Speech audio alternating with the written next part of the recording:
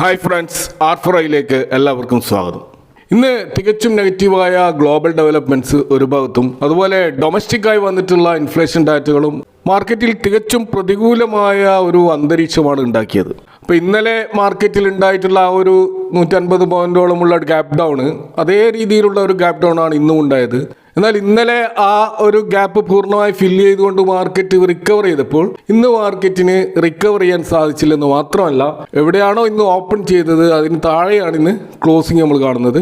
24,052 എന്ന ലെവലിലാണ് ഇന്ന് നിഫ്റ്റി ക്ലോസ് ചെയ്തിരിക്കുന്നത്. ഇപ്പോൾ വളരെ അപ്രതീക്ഷിതമായിട്ട് പെട്ടെന്നുണ്ടായിട്ടുള്ള ഒരു ഗ്യാപ് ഡൗൺ ഓപ്പണിങ് അത് മാർക്കറ്റിൻ്റെ ആ ഒരു സെൻറ്റിമെൻറ്റ്സ് പൂർണ്ണമായിട്ടും നെഗറ്റീവാക്കി. നിഫ്റ്റി 24,100 എന്നുള്ള ആ ഒരു ലെവലിന് താഴേട്ടേക്ക് പോയതോടെ മാർക്കറ്റിൽ വൻതോതിലുള്ള കോൾ റേറ്റിംഗ് നടന്നു. ബിയേഴ്സ് ആക്റ്റീവ് ആവുകയും 24,200, 24,150, 24,100 എന്നീ സ്ട്രൈക്കുകളിൽ പുതിയ ധാരാളം കോൾ ഓപ്ഷനുകൾ വലിയ തോതിൽ റേറ്റ് ചെയ്യപ്പെട്ടു. അപ്പോൾ ഇതിൻ്റെ അർത്ഥം മാർക്കറ്റ് ഇനി മുകളിലോട്ട് പോകില്ല എന്ന് ഓപ്ഷൻ സെല്ലേഴ്സ് ഉറപ്പിച്ചു കഴിഞ്ഞു എന്നുള്ളതാണ്. അതേസമയം 24,000 എന്നുള്ള സ്ട്രൈക്കിൽ ഹ്യൂജ് ആയിട്ടുള്ള പുട്ട് റേറ്റിംഗ് നടക്കുകയും അത് ഒരു ശക്തമായ ഒരു സപ്പോർട്ടായിട്ട് മാർക്കറ്റിനെ താങ്ങി നിർത്തുകയും ചെയ്തു. അപ്പോൾ ഒടുവിൽ 24,000 മുകളിൽ നിഫ്റ്റിക്ക് ക്ലോസ് ചെയ്യാൻ സാധിച്ചു എന്നുള്ളത് വളരെ ആശ്വാസകരമായ ഒരു കാര്യമാണ്. ഇപ്പോൾ മാർക്കറ്റിൻ്റെ ഈ ഒരു സെൻറ്റിമെൻറ്റ്സ് വീക്കാവാനുള്ള ഒന്നാമത്തെ കാരണം നമുക്കറിയാവുന്നതുപോലെ US ഇറാൻ തമ്മിലുള്ള ഒരു സംഘർഷം അതിരൂക്ഷമായാണ് ഇപ്പോൾ ഗ്ലോബൽ മാർക്കറ്റുകളെ ഒന്നടങ്കം പിടിച്ചു നിൽക്കുന്നത്. ഇപ്പോൾ ഇറാന്റെ കപ്പലുകൾക്ക് ഗൾഫ് മേഖലയിലൂടെ സഞ്ചരിക്കുന്നത് തടയാൻ ഡൊണാൾഡ് ട്രംപ് തന്റെ പഴയ ആ ഒരു നാവൽ ബ്ലോക്കേഡ് ഇപ്പോൾ പുനഃസ്ഥാപിച്ചിരിക്കുകയാണ്. കൂടാതെ ഹോർമസ് സ്ട്രേറ്റിലൂടെ പോകുന്ന മറ്റ് രാജ്യങ്ങളുടെ ഷിപ്പുകൾ അവരുടെ സുരക്ഷ ഉറപ്പാക്കുന്നതിനായിട്ട് 20% ഒരു പ്രത്യേക ടോള് ഈടാക്കുമെന്നുള്ള വളരെ വിചിത്രമായ ഒരു പ്രസ്താവനയും US ഭാഗത്തു നിന്നുണ്ടായിട്ടുണ്ട്. അപ്പോൾ US ആക്രമണം ശക്തമാക്കിയതോടെ ഇറാനിലെ പ്രധാന തുറമുഖമായിട്ടുള്ള ബന്ദർ അബ്ബാസ് പോർട്ടിന് നേരെ US ആദ്യമായിട്ട് അവരുടെ അൾട്രാ മോഡേൺ സീ ഡ്രോണുകൾ ഉപയോഗിച്ച് ആക്രമണം നടത്തിയതായിട്ടാണ് റിപ്പോർട്ടുകൾ. അപ്പോൾ ഇതിന് തിരിച്ചടിയായിട്ട് UAE, ബഹ്റൈൻ, ഒമാൻ, കുവൈത്ത് തുടങ്ങിയ രാജ്യങ്ങളിലെ US ബേസുകൾക്ക് നേരെ ഇറാൻ മിസൈൽ ഡ്രോൺ ആക്രമണങ്ങളും നടത്തിയതായിട്ടാണ് റിപ്പോർട്ടുകൾ. ഇപ്പോൾ കഴിഞ്ഞ ദിവസങ്ങളിൽ 2 UAE ഓയിൽ ടാങ്കറുകൾക്ക് നേരെ ഇറാൻ ക്രൂയിസ് മിസൈൽ ആക്രമണം നടത്തിയതാണ് റിപ്പോർട്ട്. ഇതിൽ ഒരു കപ്പലിൽ 11ഓളം ഇന്ത്യൻ ജീവനക്കാരുണ്ടായിരുന്നതായിട്ടും സ്ഥിരീകരിക്കപ്പെട്ടിട്ടുണ്ട്. അപ്പോൾ ഇറാൻ ഒഫീഷ്യലായിട്ട് ഈ ഒരു ഹോർമസ് സ്ട്രേറ്റ് അടച്ചതായിട്ട് പ്രഖ്യാപിക്കുകയും കമേഴ്ഷ്യൽ ഷിപ്പുകൾക്ക് നേരെ ആക്രമണം നടത്തുകയും ചെയ്തതോടെ ഷിപ്പ് മൂവ്മെൻറ്റ് ഈ ഒരു മേഖലയിൽ പൂർണ്ണമായിട്ടും നിലച്ച നിലയിലാണ് ഇപ്പോൾ കാണുന്നത്. അപ്പോൾ ഇന്റർനാഷണൽ മാരിടൈം ഓർഗനൈസേഷൻ അഥവാ IMO അവരുടെ ഒരു കണക്കുകൾ പ്രകാരം 6,000ഓളം ജീവനക്കാരുമായി 100 കണക്കിന് ചരക്ക് കപ്പലുകളാണ് നിലവിൽ ഈ ഒരു സ്ട്രേറ്റിൽ കുടുങ്ങിക്കിടക്കുന്നത്. അപ്പോൾ US ഇപ്പോൾ കൊണ്ടുവന്നിട്ടുള്ള 20% എന്നുള്ള ആ ഒരു ടോള് അത് ഇന്റർനാഷണൽ കപ്പൽ നിയമങ്ങൾക്ക് വിരുദ്ധമാണെന്ന് IMO പ്രസ്താവിക്കുകയും ഈ ഒരു നീക്കത്തിനെതിരെ ശക്തമായ എതിർപ്പ് പ്രകടിപ്പിക്കുകയും ചെയ്തിട്ടുണ്ട്. അപ്പോൾ ഏതായാലും ഈ ഇത്തരത്തിലുള്ള വളരെ കലുഷിതമായ ഒരു അന്തരീക്ഷമാണ് ഹോർമസ് സ്ട്രേറ്റ്സിനെ ചുറ്റിപ്പറ്റി നമ്മൾ കാണുന്നത്. അതുകൊണ്ട് തന്നെ ബ്രന്റ് ക്രൂഡിൻ്റെ വില ഇന്ന് ഏകദേശം 9% ഉയർന്നുകൊണ്ട് 85 മുകളിലേക്ക് ഇപ്പോൾ ഒടുവിൽ 87 എന്ന ലെവലിലൊക്കെ എത്തിയതായിട്ടാണ് നമ്മൾ കാണുന്നത്. അപ്പോൾ കഴിഞ്ഞ ഒരു മാസത്തെ ഏറ്റവും ഉയർന്ന ബ്രന്റ് ക്രൂഡ് പ്രൈസാണിത്. അപ്പോൾ UN മറ്റ് രാജ്യങ്ങളുമൊക്കെ അടിയന്തരമായിട്ട് ഇടപെട്ടിട്ടില്ലെങ്കിൽ ഈ ക്രൂഡ് ഓയിൽ പ്രൈസ് ഇനിയും ഉയരുമെന്നും 100 മുകളിലേക്ക് പോകുമെന്നുമാണ് മാർക്കറ്റ് അനലിസ്റ്റുകൾ വിലയിരുത്തുന്നത്. ഇപ്പോൾ ഈ ക്രൂഡ് ഓയിലിൻ്റെ ഈ ഒരു എസ്കലേഷൻ ഇന്ത്യൻ റുപ്പിയിൽ നമുക്ക് കാണാൻ കഴിയും. ഡോളറിനെതിരെ ഇന്ത്യൻ റുപ്പി ഇപ്പോൾ 96 എന്ന ലെവൽ വീണ്ടും കടന്നിരിക്കുകയാണ്. അപ്പോൾ ഇതിൻ്റെ ഒരു ആഫ്റ്റർ എഫക്റ്റ് എന്നോണം FIAസും അവരുടെ സെല്ലിങ് ഇന്നലെ ആരംഭിച്ചതായിട്ട് കാണാം. അപ്പോൾ ഈ മാസം പൊതുവെ നെറ്റ് ബയേഴ്സ് ആയിരുന്ന അവർ ഇപ്പോൾ സെല്ലിംഗ് മോഡിലേക്ക് മാറുന്ന ഒരു കാഴ്ചയാണ് കാണുന്നത്. കൂടാതെ ഇന്ത്യ വിക്സും ഇന്ന് 3%-ലധികം ഉയർന്നതായിട്ടും കാണാം. അതുപോലെ ഇന്നലെ വളരെ ഇമ്പ്രൂവ് ആയിട്ടുള്ള മാർക്കറ്റ് ബ്രെഡ്ത്ത് ഇന്ന് വീണ്ടും വീക്ക് ആയതായിട്ട് കാണാം. 33% സ്റ്റോക്കുകൾ അഡ്വാൻസ് ചെയ്തപ്പോൾ 62% സ്റ്റോക്കുകളും ഇന്ന് ഡിക്ലൈൻ ചെയ്യുകയാണ് ചെയ്തിട്ടുള്ളത്. പ്രത്യേകിച്ച് ഈ സ്മോൾ ക്യാപ്പ്, മൈക്രോ ക്യാപ്പ് സ്റ്റോക്കുകളിൽ വമ്പിച്ച പ്രോഫിറ്റ് ബുക്കിംഗ് ഇന്ന് നടന്നതായിട്ട് കാണാം. ഇന്ന് ബ്രോഡ് മാർക്കറ്റ് ഇൻഡെക്സുകളിൽ സ്മോൾ ക്യാപ്പിലും മൈക്രോ ക്യാപ്പിലുമാണ് ഏകദേശം 1% ഇടിവ് നമ്മൾ കാണുന്നത്.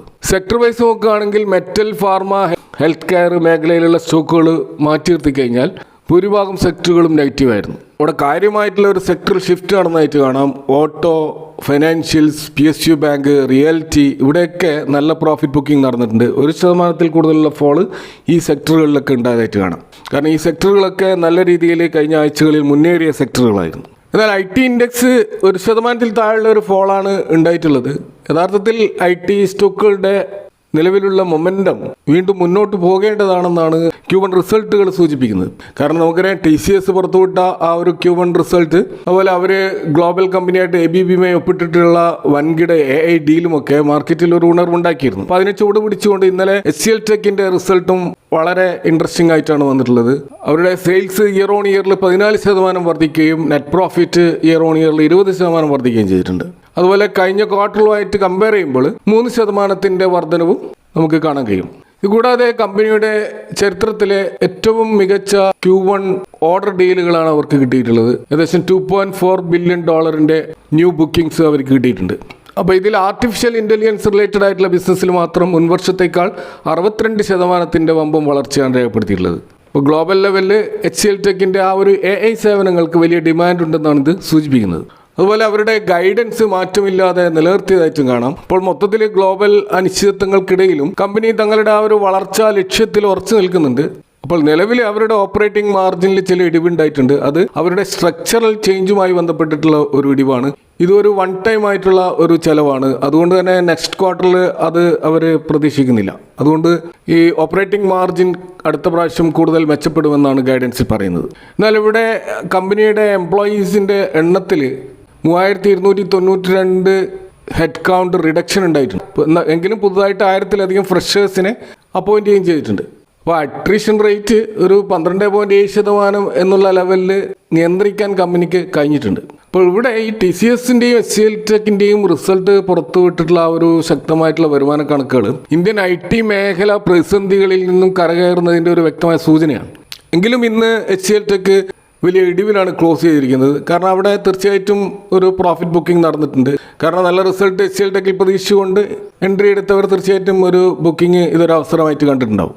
അപ്പോൾ മാർക്കറ്റിൽ ഇന്നത്തെ ഇടിവ് ഗ്ലോബൽ സംഘർഷങ്ങൾ കാരണം ഉണ്ടായിട്ടുള്ള ഒരു താൽക്കാലികമായിട്ടുള്ള ഒരു പ്രോഫിറ്റ് ബുക്കിംഗ് ആണ്. അപ്പോൾ വരും ദിവസങ്ങളിൽ തീർച്ചയായിട്ടും IT സെക്ടർ സ്റ്റോക്കുകളിലെ ഒരു തിരിച്ചുവരവിന് ഈ ഒരു Q1 റിസൾട്ടുകൾ കാരണമായേക്കാം. അതുപോലെ ഇന്നലെ പുറത്തുവിട്ട ഇന്ത്യൻ സ്റ്റാറ്റിക്സ് മിനിസ്ട്രിയുടെ കണക്കുകൾ നോക്കുകയാണെങ്കിൽ കൺസ്യൂമർ പ്രൈസ് ഇൻഫ്ലേഷൻ വളരെ ആശങ്കപ്പെടുത്തുന്ന രീതിയിലാണ് വളർന്നിട്ടുള്ളത്. അപ്പോൾ കഴിഞ്ഞ കുറച്ച് മാസങ്ങളായിട്ട് നിയന്ത്രണത്തിലായിരുന്ന ഒരു ഇൻഫ്ലേഷൻ ജൂൺ മാസത്തിൽ ഗണ്യമായിട്ട് ഉയർന്നിട്ടുണ്ട്. ഇപ്പോൾ കമ്പൈൻഡ് ആയിട്ടുള്ള ഇൻഫ്ലേഷൻ മെയ് മാസത്തെ 3.93%-ൽ നിന്നും 4.38%-ലേക്കാണ് ഉയർന്നിട്ടുള്ളത്. അപ്പോൾ ഇത് കഴിഞ്ഞ 18 മാസത്തെ ഏറ്റവും ഉയർന്ന ഇൻഫ്ലേഷൻ നിരക്കാണ്. ഇവിടെ ഫുഡ് ഇൻഫ്ലേഷൻ മാത്രം 5.32% ആയിട്ട് ഉയർന്നിട്ടുണ്ട്. അത് മെയ് മാസത്തിൽ 4.78% ആയിരുന്നു. അതുപോലെ റൂറൽ ഇൻഫ്ലേഷൻ അർബൻ ഇൻഫ്ലേഷനേക്കാൾ വളരെയധികം കൂടിയിട്ടുണ്ട്. 4.74% ആണ് റൂറൽ ഇൻഫ്ലേഷൻ. അർബൻ ഇൻഫ്ലേഷൻ 3.92% ആണ്. ഇപ്പോൾ റിസർവ് ബാങ്കിൻ്റെ ആ ഒരു ടാർഗറ്റ് ആയിട്ടുള്ള 4% എന്നുള്ള ആ ഒരു പരിധി ഇപ്പോൾ ഇൻഫ്ലേഷൻ കടന്നിരിക്കുകയാണ്. ഇപ്പോൾ 17 മാസങ്ങൾക്ക് ശേഷം ആദ്യമായിട്ടാണ് ഈ രീതിയിൽ RBIയുടെ ആ ഒരു ത്രഷോൾഡ് ഇത് മറികടക്കുന്നത്. എങ്കിലും RBIയുടെ ടോളറൻസ് ബാൻഡായിട്ടുള്ള 2%-നും 6%-നും ഇടയിൽ ഇൻഫ്ലേഷൻ നിലനിർത്തുക എന്നുള്ളത് ആശ്വാസകരമാണ്. അപ്പോൾ ഇവിടെ കേവലം ഭക്ഷ്യവസ്തുക്കൾ മാത്രമല്ല മറ്റ് മേഖലകളിലും വില വർധനവ് ഉണ്ടായിട്ടുണ്ട്. അപ്പോൾ കാലവർഷത്തിൻ്റെ ആ ഒരു കുറവും അതിനോടനുബന്ധിച്ചിട്ടുണ്ടായിട്ടുള്ള കാർഷികോൽപാദനത്തിലെ കുറവുമാണ് ഈ രീതിയിൽ ഇൻഫ്ലേഷൻ വർദ്ധിക്കാൻ കാരണമായിട്ടുള്ളത്. കൂടാതെ ഈ ട്രാൻസ്പോർട്ട് മേഖലയിലുള്ള ഇൻഫ്ലേഷനും വർദ്ധിച്ചിട്ടുണ്ട്. അത് 4.31% ആയിട്ട് ഉയർന്നിട്ടുണ്ട്. അപ്പോൾ ഈ എണ്ണ കമ്പനികൾ അവരുടെ ഫ്യൂവൽ പ്രൈസ് ഉയർത്തിയതാണ് മറ്റുൽപ്പന്നങ്ങളുടെ ഈ ഒരു ട്രാൻസ്പോർട്ടേഷൻ കോസ്റ്റ് വർദ്ധിക്കാൻ ഒരു പ്രധാന കാരണം. കൂടാതെ ഇമ്പോർട്ടഡ് ഇൻഫ്ലേഷൻ, അതായത് ഇറക്കുമതി മേഖലയിൽ നിന്നുള്ള ഇൻഫ്ലേഷൻ 8.13% ആയിട്ടുള്ള ഉയർന്ന നിരക്കിലാണ് ഇപ്പോൾ ഉള്ളത്. അതുപോലെ ഈ പേഴ്സണൽ കെയർ ആൻഡ് സർവീസ് മേഖലയിലുള്ള ഇൻഫ്ലേഷൻ 16.72% എന്നുള്ള ഉയർന്ന നിരക്കിലാണ്. പ്രത്യേകിച്ച് സ്വർണം, വെള്ളി എന്നിവയുടെ വിലക്കയറ്റവും ഇതിൽ കോൺട്രിബ്യൂട്ട് ചെയ്തതായിട്ട് കാണാം. അപ്പോൾ ഈ ഒരു സാഹചര്യത്തിൽ 4%-ൽ മുകളിലേക്ക് ഇൻഫ്ലേഷൻ പോയത് കാരണം RBIയെ സംബന്ധിച്ചിടത്തോളം അവരുടെ അടുത്ത NPC മീറ്റിങ്ങിൽ റിപ്പോ നിരക്കുകൾ കുറക്കാനുള്ള യാതൊരു സാധ്യതയുമില്ല. അപ്പോൾ അത് മാർക്കറ്റിനെ സംബന്ധിച്ചിടത്തോളം ഒരു നെഗറ്റീവായിട്ടുള്ള കാര്യമാണ്. അതുപോലെ ഇറക്കുമതി വഴിയുള്ള ആ ഒരു ഇൻഫ്ലേഷൻ തടയാൻ രൂപയുടെ മൂല്യം മാർക്കറ്റിൽ സ്റ്റെബിലൈസ് ചെയ്യേണ്ട ഒരു ബാധ്യതയും കൂടി RBIയുടെ മേൽ ഇപ്പോൾ വന്നിരിക്കുകയാണ്.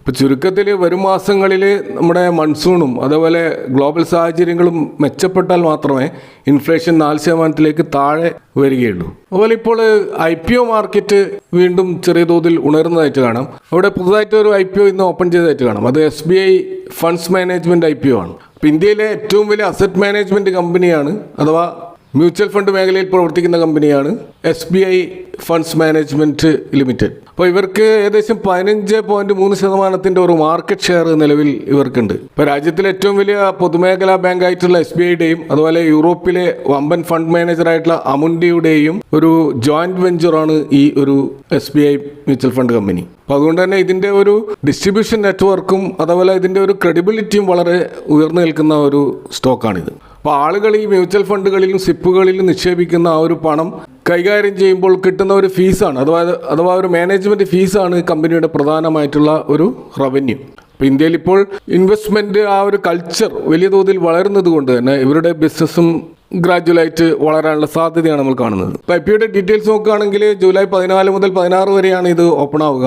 545, 574 എന്നുള്ള ആ ഒരു പ്രൈസ് ബാൻഡിലാണ് ഇത് വരുന്നത്. ഇപ്പോൾ ഒരു ലോട്ടിൽ 26 ഷെയറുകളാണ് ഉണ്ടാവുക. അപ്പോൾ ഇതിലൂടെ ജനറേറ്റ് ചെയ്യുന്ന 9,812 കോടിയുടെ ആ ഒരു ഇഷ്യൂ സൈസ് അത് പൂർണ്ണമായിട്ട് ഓഫേഴ്സ് ആണ്, അതായത് ഓഫർ ഫോർ സെയിലാണ്. ഈ IPOയുടെ ലിസ്റ്റിംഗ് ഡേ വരുന്നത് ജൂലൈ 21 തീയതിയാണ്. അപ്പോൾ ഇവിടെ സൂചിപ്പിച്ചതുപോലെ ഇത് ഒരു പൂർണ്ണമായിട്ടുള്ള ഒരു ഓഫേഴ്സ് അഥവാ ഓഫർ ഫോർ സെയിൽ ആയതുകൊണ്ട് തന്നെ കമ്പനിയുടെ പ്രൊമോട്ടർമാരായിട്ടുള്ള SBIയും അമുണ്ടിയും തങ്ങളുടെ കൈവശമുള്ള സ്റ്റോക്കുകൾ വിൽക്കുകയാണ്. അപ്പോൾ അതുവഴി കിട്ടുന്ന ഈ ഒരു പണം അവരൊരിക്കലും ബിസിനസ്സിൻ്റെ ഡെവലപ്മെൻറ്റിന് വേണ്ടി ഉപയോഗിക്കില്ല. അതുകൊണ്ട് തന്നെ ഇത് കമ്പനി അക്കൗണ്ടിലേക്കല്ല ഈ പണം പോകുന്നത്. അത് ഈ ഒരു IPOയുടെ ഒരു ന്യൂനതയാണ്. എങ്കിലും നിലവിൽ നമ്മൾ കാണുന്നത് ഇതിൻ്റെ ലിസ്റ്റിംഗ് ഗെയിൻ സാധ്യത പരിശോധിച്ചാൽ 15% മുതൽ 17% ഒരു പ്രീമിയം നിലവിൽ അത് കാണിക്കുന്നുണ്ട്. അപ്പോൾ ആ ഒരു ഗ്രേ മാർക്കറ്റ് പ്രീമിയം സൂചിപ്പിക്കുന്നത് നല്ല ഡിമാൻഡ് ഈ ഒരു IPOക്ക് ഉണ്ടാവുമെന്ന് തന്നെയാണ്. അപ്പം തീർച്ചയായിട്ടും അവിടെ ഒരു ലിസ്റ്റിംഗ് ഗെയിൻ സാധ്യതയുണ്ട്. കൂടാതെ ഒരു ലോങ് ടേമിലേക്ക് ഇൻവെസ്റ്റ് ചെയ്യുന്നവരെ സംബന്ധിച്ചിടത്തോളം ഇത് വളരെ പോസിറ്റീവായിട്ടുള്ള ഒരു IPO ആയിട്ടാണ് കാണാൻ കഴിയുന്നത്. കാരണം ഇന്ത്യൻ മ്യൂച്വൽ ഫണ്ട് ഇൻവെസ്റ്റേഴ്സിൻ്റെ എണ്ണം വൻതോതിൽ വർദ്ധിച്ചുകൊണ്ടിരിക്കുകയാണ്. അതുകൊണ്ട് തന്നെ ലോങ് ടേമിൽ നല്ല റിട്ടേൺ നൽകാൻ തീർച്ചയായിട്ടും ഈ ഒരു സ്റ്റോക്കിന് സാധിക്കും. ഇപ്പോൾ നിലവിലുള്ള ലിസ്റ്റഡ് കമ്പനികളായിട്ടുള്ള HDFC AMC, ICICI Prudential AMC എന്നിവയുമായിട്ട് താരതമ്യം ചെയ്യുമ്പോൾ ഇതിൻ്റെ വാല്യുവേഷൻ ഒരു ന്യായമായിട്ടുള്ള ഒരു ലെവലിലാണ് ഇപ്പോൾ നിൽക്കുന്നത്. എന്നാൽ ഇത്തരത്തിലുള്ള ഈ ക്യാപിറ്റൽ മാർക്കറ്റ് റിലേറ്റഡ് ആയിട്ടുള്ള കമ്പനികളുടെ ഒരു കോൺസ് നമ്മൾ പരിശോധിച്ച് കഴിഞ്ഞാൽ ഏറ്റവും പ്രധാനപ്പെട്ട പ്രശ്നം മാർക്കറ്റ് ഇടിയുമ്പോൾ സ്വാഭാവികമായിട്ടും ഇത്തരത്തിലുള്ള കമ്പനികൾ താഴത്തേക്ക് വരും, മാർക്കറ്റ് ഉയരുമ്പോൾ തിരിച്ചു കയറുകയും ചെയ്യും. അപ്പോൾ മാർക്കറ്റിനോട് ഒത്തുപോകുന്ന രീതിയിലുള്ള ഒരു വളർച്ചാ സാധ്യതയാണ് നമുക്ക് ഇത്തരം AMCകളിൽ കാണാൻ കഴിയുക. ഇനി നമ്മൾ മാർക്കറ്റിൻ്റെ ഒരു ഔട്ട്ലുക്ക് നോക്കിക്കഴിഞ്ഞാൽ ഇന്ന് മാർക്കറ്റ് സ്വാഭാവികമായിട്ടും നല്ലൊരു ഇടിവ് രേഖപ്പെടുത്തിയത് കൊണ്ട് തന്നെ വലിയൊരു ജാഗ്രതയാണ് ഇൻവെസ്റ്റേഴ്സിൻ്റെ ഇടയിൽ കാണുന്നത്. അപ്പോൾ ഇടക്കാല ട്രെൻഡ് പോസിറ്റീവ് ആണെങ്കിലും ഒരു ഇമ്മീഡിയറ്റ് സപ്പോർട്ട് ലെവൽ ഇപ്പോൾ 24,000, 24,050 എന്ന ലെവലിൽ ഒരു സൈക്കോളജിക്കൽ ലെവലിൽ നിൽക്കുകയാണ്. ഈ ലെവലിൽ നിൽക്കുന്നിടത്തോളം കാലം മാർക്കറ്റിനെ സംബന്ധിച്ചിടത്തോളം ട്രെൻഡ് പോസിറ്റീവാണ്. എന്നാൽ ഈ 24,000 ലെവൽ ക്രോസ് ചെയ്ത് താഴോട്ടേക്ക് പോയി കഴിഞ്ഞാൽ അടുത്ത ഒരു സപ്പോർട്ട് ലെവൽ 23,800, 23,900 ലെവലാണ്. അപ്പോൾ അത് 50-day മൂവിങ് ആവറേജിൻ്റെ ആ ഒരു ലെവലാണത്. അപ്പോൾ ആ ലെവൽ ബ്രേക്ക് ചെയ്ത് കഴിഞ്ഞാൽ വളരെ മോശം അവസ്ഥയായിരിക്കും നമുക്ക് മാർക്കറ്റിൽ കാണാൻ കഴിയുക. ഏതായാലും ജിയോ പൊളിറ്റിക്കൽ ടെൻഷൻസ് കുറച്ച് കൂൾ ഡൗൺ ആവുകയാണെങ്കിൽ മാത്രമേ നമുക്കൊരു റിക്കവറി മാർക്കറ്റിൽ ഇനി പ്രതീക്ഷിക്കാൻ കഴിയുള്ളൂ. കൂടാതെ ഈ ക്രൂഡ് ഓയിൽ പ്രൈസ് 80 താഴെ വരിക എന്നുള്ളതും ഒരു പ്രധാനപ്പെട്ട കാര്യമാണ്. അപ്പോൾ ഇതൊക്കെയാണ് ഇന്നത്തെ മാർക്കറ്റുമായി ബന്ധപ്പെട്ടുകൊണ്ട് നിങ്ങളുമായി ഷെയർ ചെയ്യാനുള്ളത്. ഈ വിഷയങ്ങളുമായി ബന്ധപ്പെട്ട നിങ്ങളുടെ അഭിപ്രായങ്ങളും കമൻറ്റുകൾ അറിയിക്കുക. Thank for watching. See you next time with another video.